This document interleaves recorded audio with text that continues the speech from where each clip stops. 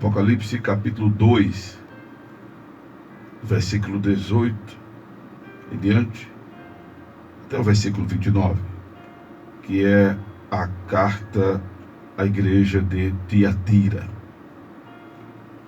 Glória a Deus. E nos diz a palavra do Senhor: e ao anjo da igreja de Tiatira escreve: isto diz o Filho de Deus, que tem os olhos como chama de fogo e os pés semelhantes ao latão reluzente. Eu conheço as tuas obras e a tua caridade, e o teu serviço, e a tua fé, e a tua paciência, e que as tuas últimas obras são mais do que as primeiras. Mas tenho contra ti o tolerares que Jezabel, mulher que se diz profetiza, ensine e engane os meus servos, para que se prostituam e comam dos sacrifícios da idolatria. E dei-lhe tempo para que se arrependesse da sua prostituição, e não se arrependeu. Eis que porei uma cama, e sobre os que adulteram com ela virá grande tribulação, se não se arrependerem das suas obras. E ferirei de morte a seus filhos, e todas as igrejas saberão que eu sou aquele que sonda as mentes e os corações. E darei a cada um de vós segundo as vossas obras. Mas eu vos digo a vós e aos restantes que estão em Tiatira, a todos quantos não têm esta doutrina e não conheceram, como dizem as profundezas de Satanás, que outra carga vos não porei. Mas o que tendes, retende-o até que eu venha. E ao que vencer e guardar até o fim as minhas obras, eu lhes darei poder sobre as nações. E com vara de ferro as regerá, e serão quebradas como vasos de oleiro, como também recebi de meu Pai. Dar-lhe-ei a estrela da manhã. Quem tem ouvidos, ouça o que o Espírito diz às igrejas. Louvado seja o nome de Jesus. Amém, amados? Bem, chegamos à carta à igreja de Tiatira. Tiatira que,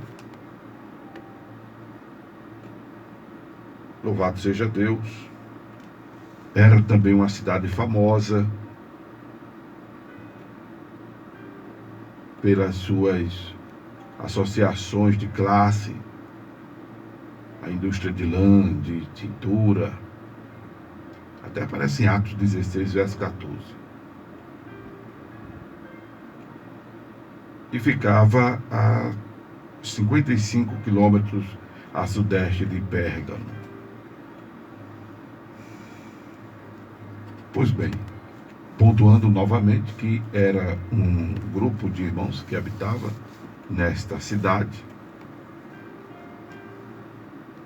voltando a dizer que igreja que fala de coletividade, não existia ainda esse negócio de placa denominacional, até porque isso surge propriamente depois da Reforma Protestante, né? Porque a era apostólica, digamos que ela é interrompida na história em meados dos anos 320, que é quando Teodósio sistematiza a igreja romana. apesar de alguns alegarem que fora Constantino. E a partir dessa configuração, a doutrina dos apóstolos ela fica esquecida. Não é? O que passa a reinar são as normas ditadas pelo Império Romano e o seu clero.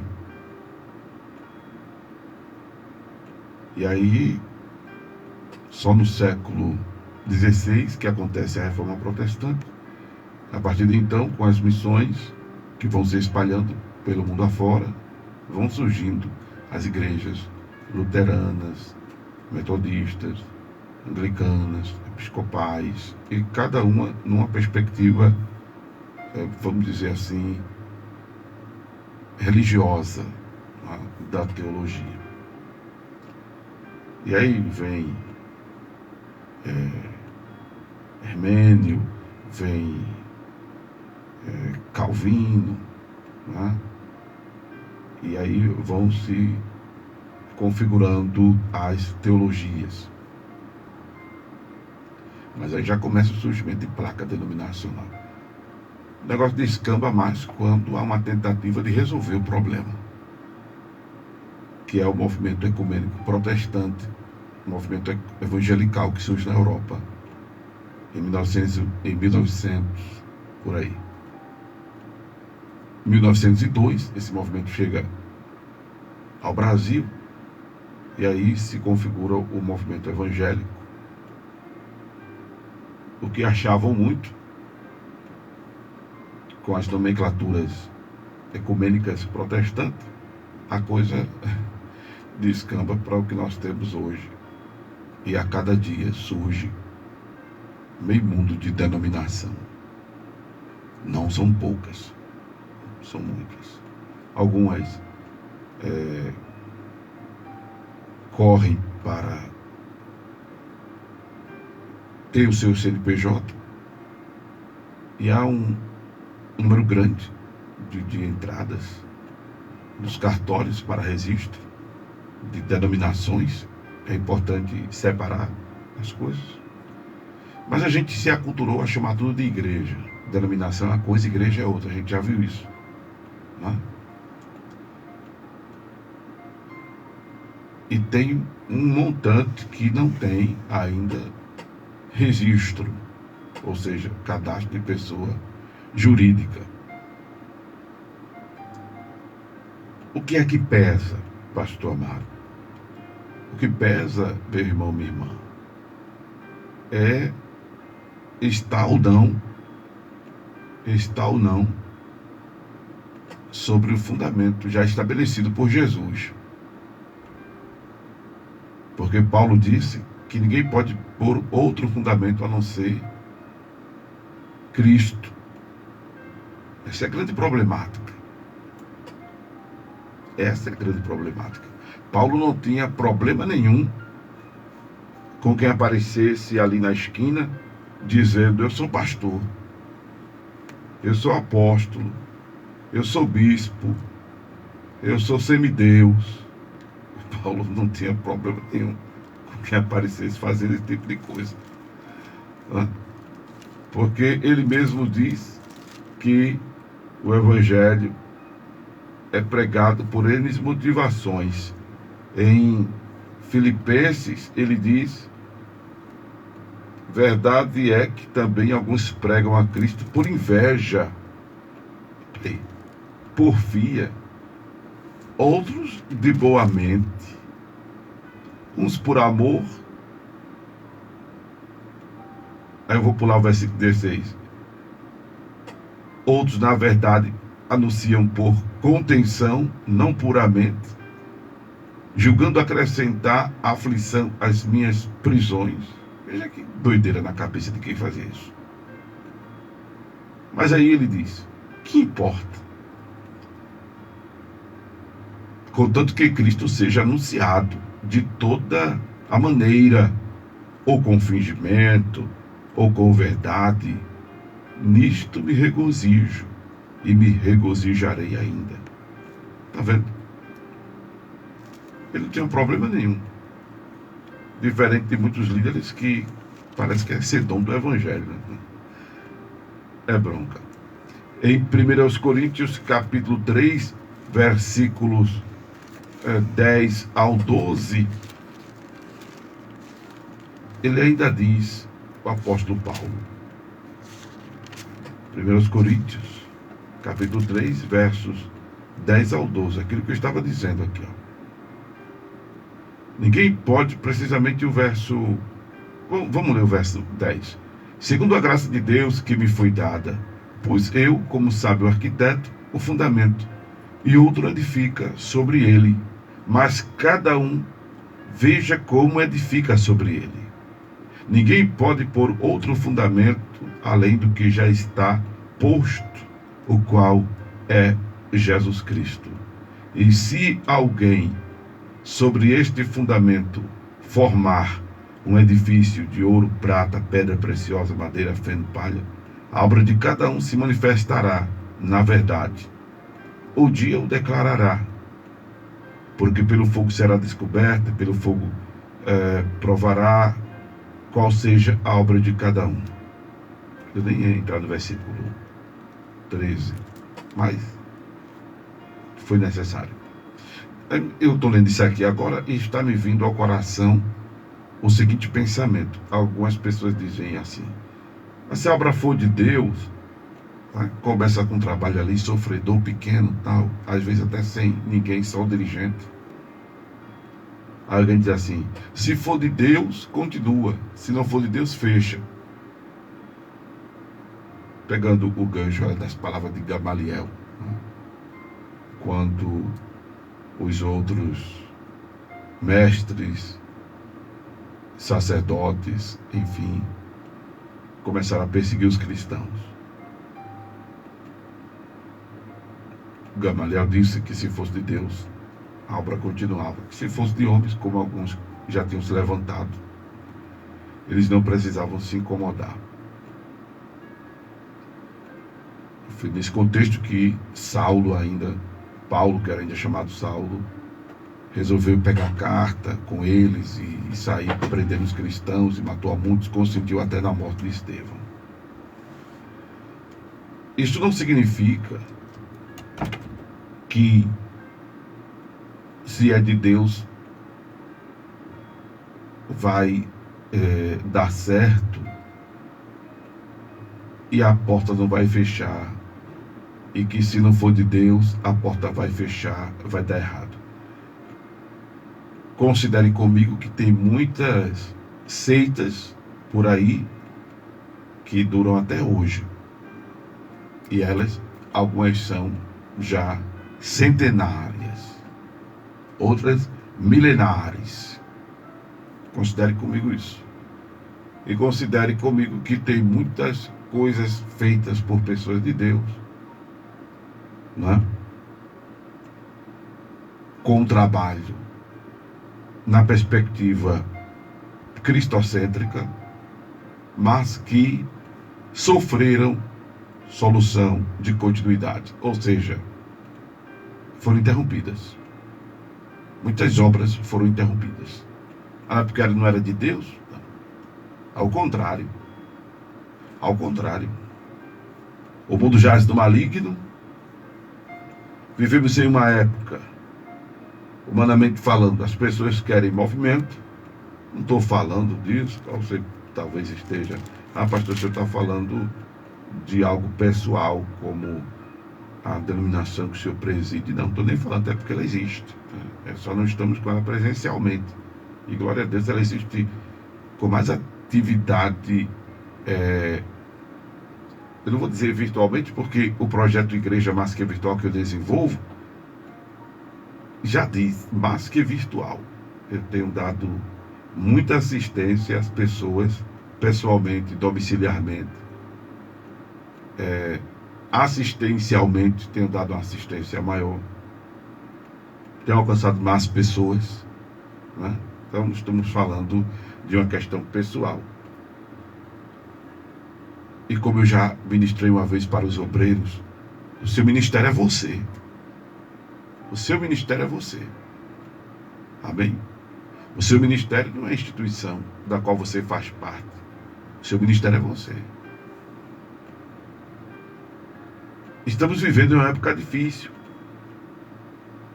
Coincidentemente, chegamos à igreja de Tiatira, onde o que prevalecia era as práticas de Jezabel. E quem era Jezabel? Jezabel foi uma profetisa falsa, né?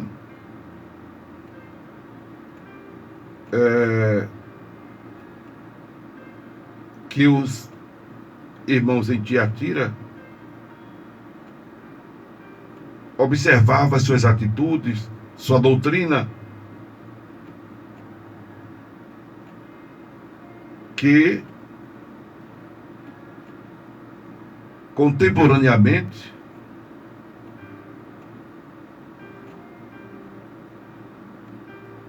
se equivalia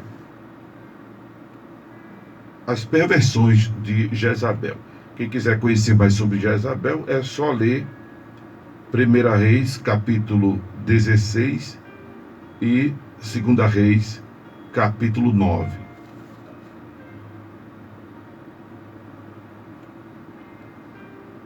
1 Reis, capítulo 16, 2 Reis, capítulo 9. Quem quiser conhecer mais sobre Jezabel.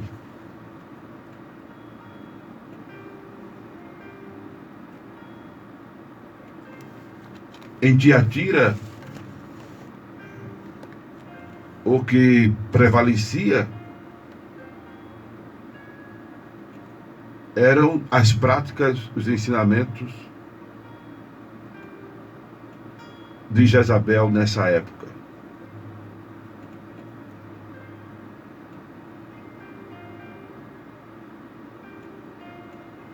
João, inclusive, cita Jezabel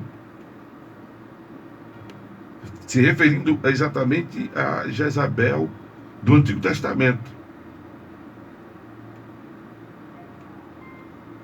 que era uma falsa profetisa,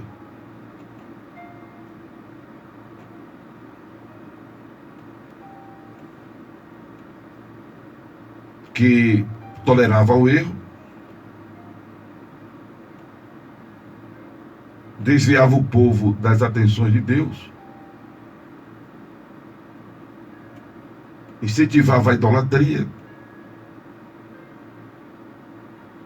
se estabeleceu como a cabeça do relacionamento.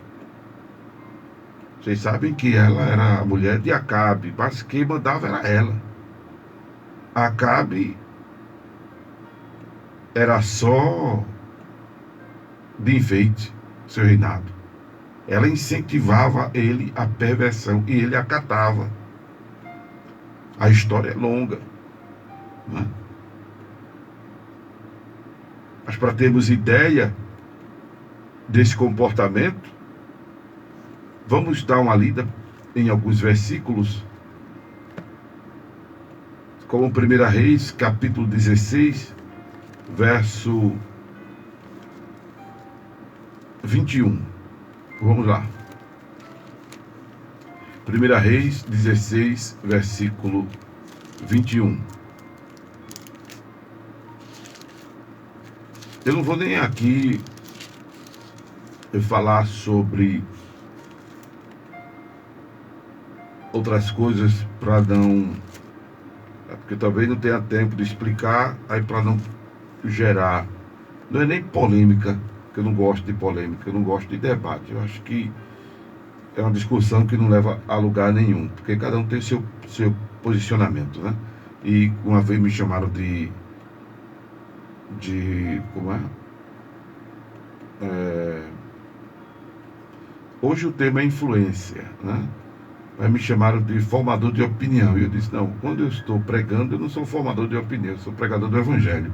O pregador do Evangelho não tem que estar formando opinião. O pregador do Evangelho tem que falar a verdade. como radialista, pode até ser, mas como pastor pregando o evangelho, não. Observe aqui, 1 Reis 16, 21. E o povo de Israel se dividiu em 2 partidos. Metade do povo seguia a Tibni, filho de Ginate, para fazer o rei, para o fazer rei, e outra metade seguia Ori.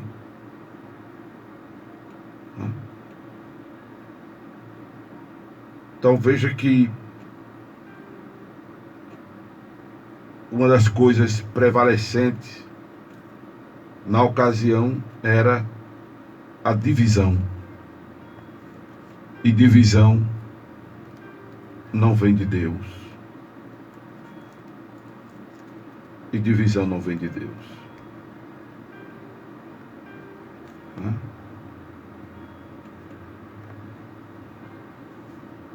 A partir do versículo 29, a gente vai entendendo que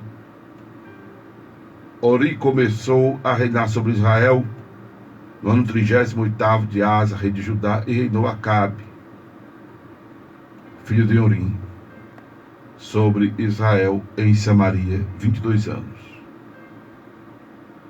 E fez Acabe, filho de Orim, o que era mal aos olhos do Senhor, mais do que todos os que foram antes dele. E sucedeu o que? Estou lendo verso 29 e 30, agora 31, de 1 Reis 16. E sucedeu o que? Como se fora coisa leve andar nos pecados de Jeroboão, filho de Nebate, ainda tomou por mulher Jezabel, filha de Etibal, rei dos Sidônios, e foi e serviu a Baal, e se encurvou diante dele. E aí começa a decadência de Judá.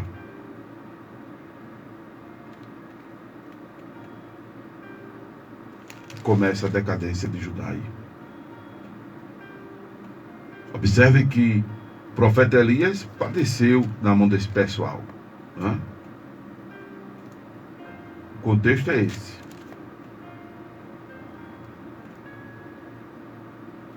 Tem aquele lance da vinha de Nabote, vocês lembram disso, né? A gente vai, quando terminar o Apocalipse, voltar a ministrar sobre o Velho Testamento. Faz tempo que eu falei sobre esses assuntos aqui. Aí. Lembra dos profetas também de Baal? Pronto. E esses profetas estavam a serviço de Jezabel. Então observe que a igreja de Tiatira, ela tem um comportamento, uma postura semelhante a esse contexto do reinado de Acabe sobre Judá, e que viveu sob debaixo, né, da influência de Jezabel, influenciando ela as decisões, as atitudes, as práticas do rei de Judá.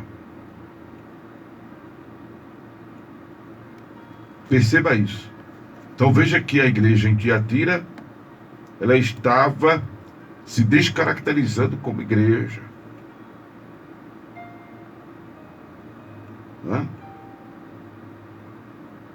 Porque, a exemplo do contexto histórico do rei Acabe,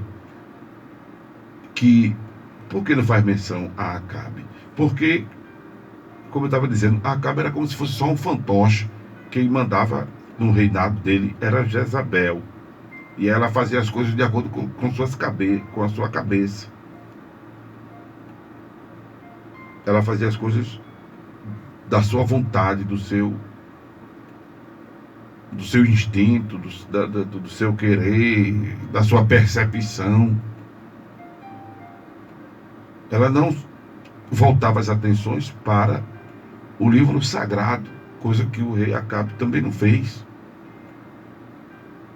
Que é uma problemática nos dias de hoje. As pessoas, como eu disse, Paulo não tinha nada contra quem aparecesse ali se dizendo eu sou isso, eu sou aquilo outro. Contudo que não estabelecesse outro fundamento, o qual é Cristo. Ou seja, se prega a palavra, está de boa. Se prega a palavra, está de boa. Mas está inventando cerimônia. O que mais nós temos nas denominações são invenções de cerimônias. Invenções de cerimônias. Mistificando aquilo que o Senhor desmistificou, gerando detrimento à palavra de Deus. Significa dizer, colocando a palavra de Deus em segundo plano, em segundo lugar. Uma vez eu estava conversando com uma amiga, é pastora. Quem me conhece sabe, eu não nego. Tenho muitas amigas pastoras, não as desconsidero, as respeito. Quem não é amiga minha e me é apresentado como pastora, eu considero, eu trato como pastora, pastora X, pastora Z, pastora Z, pastora Y, pastora Y, pastora B, eu não desconsidero, mas eu, na minha experiência bíblica teológica, não ordeno ninguém ao ministério pastoral feminino. Eu não ordeno. Né?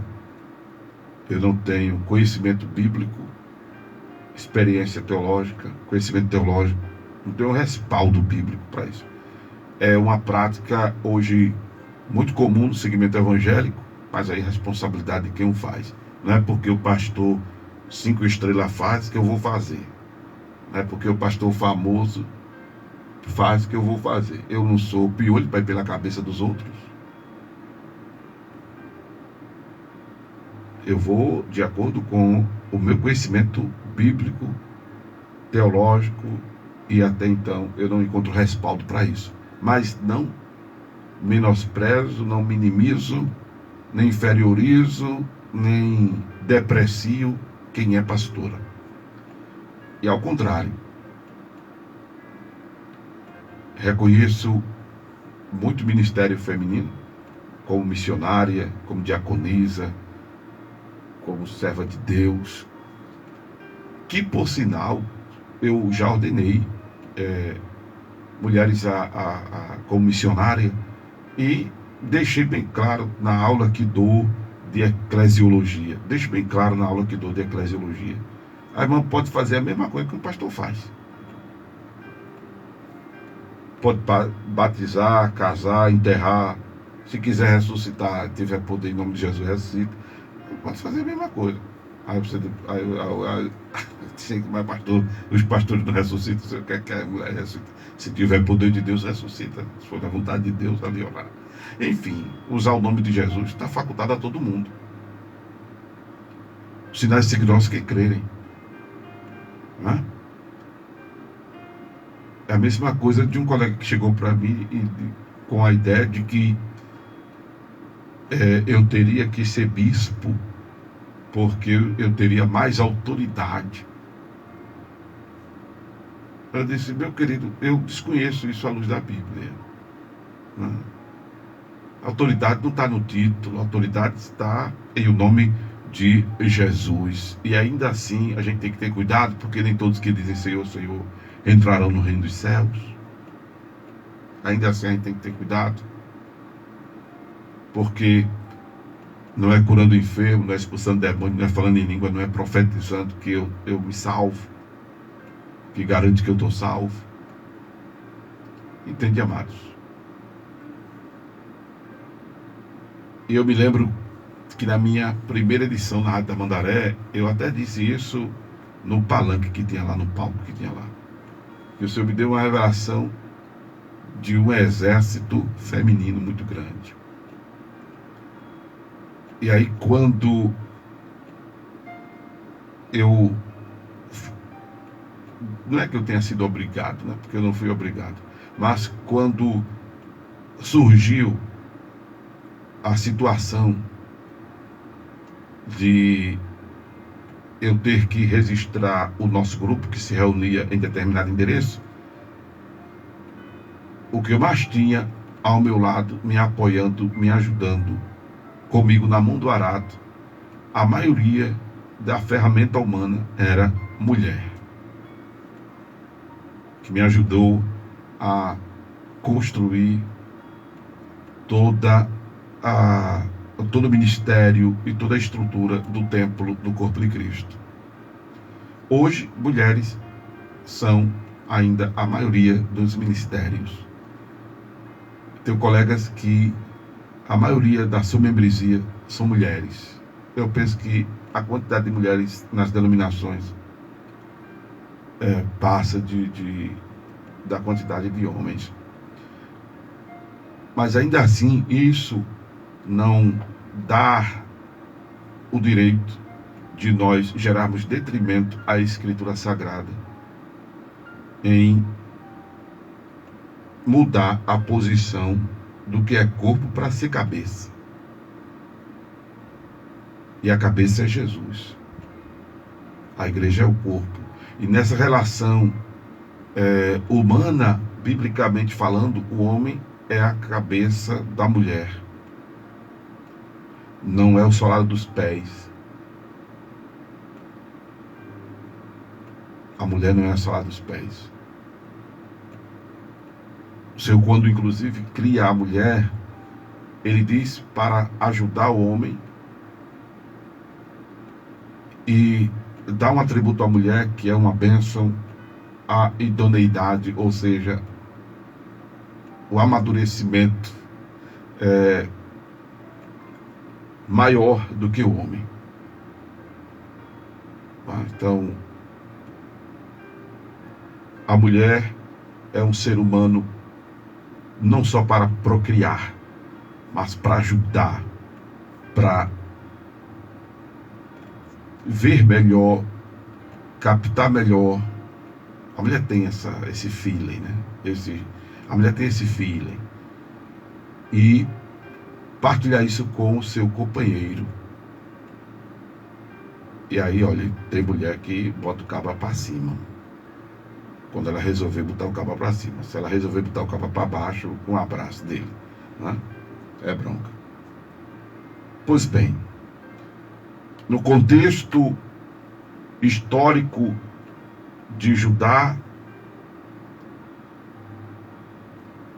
não era só porque Jezabel era uma mulher que se destacava na liderança. Não, o problema é que ela, por ter esse destaque, por ter tudo isso que eu acabei de dizer, ela perverteu o comportamento dela e corrompeu Acabe, que já não vinha bem na sua relação com Deus. Esse é o problema que nós estamos tendo hoje nas denominações. As pessoas, eu não estou falando de mulher apenas, não. Muitos homens, muitos de nós. O contexto é esse da igreja de Tiatira. Até porque quem tinha o bispado da igreja em Tiatira, observe